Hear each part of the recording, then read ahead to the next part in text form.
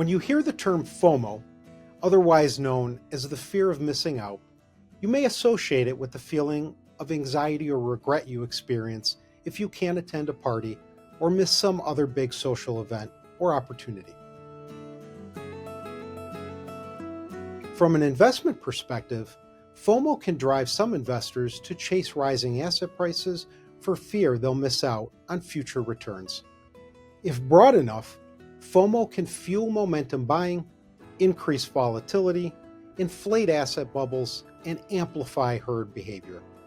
This can benefit investors over the short term as asset prices rise, but it can also increase risks for longer-term investors should that positive momentum suddenly reverse if expectations deteriorate.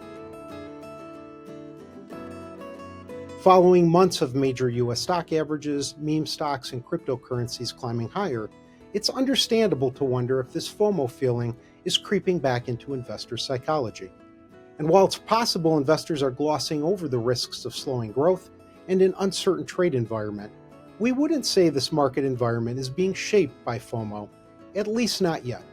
For example, current consumer confidence and retail investor sentiment are well within normal ranges, following more extreme levels in April. To us, the psychology of most consumers and investors at the moment appears more guarded than euphoric.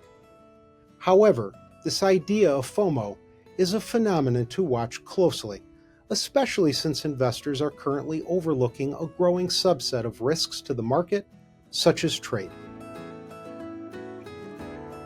So if FOMO is not behind the recent rise in stocks, what is?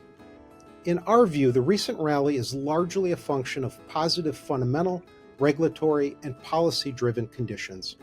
In other words, the rise in stock prices and increasing interest among investors in sectors like technology have been fueled by dynamics that help support overall market behavior.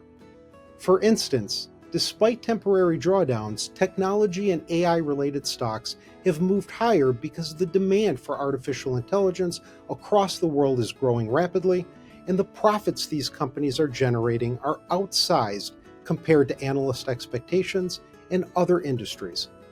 That said, with stock valuations and profit expectations currently elevated and lingering trade uncertainties still present, companies increasingly will have to justify their prices through supportive fundamentals.